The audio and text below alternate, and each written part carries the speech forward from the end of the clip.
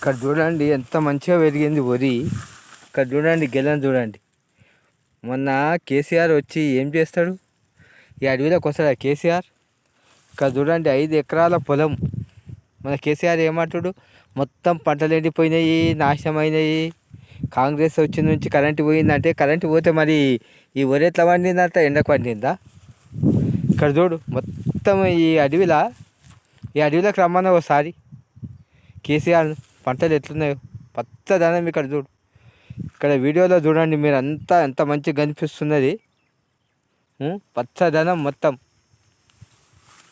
ఇక్కడ ఇగో పక్కకే మన బీడు పొలం ఉన్నది. ఇగో వేసుకోవాలంటే టమాటా చెట్లు వేసుకోవచ్చు, ఏమన్నా వేసుకోవచ్చు.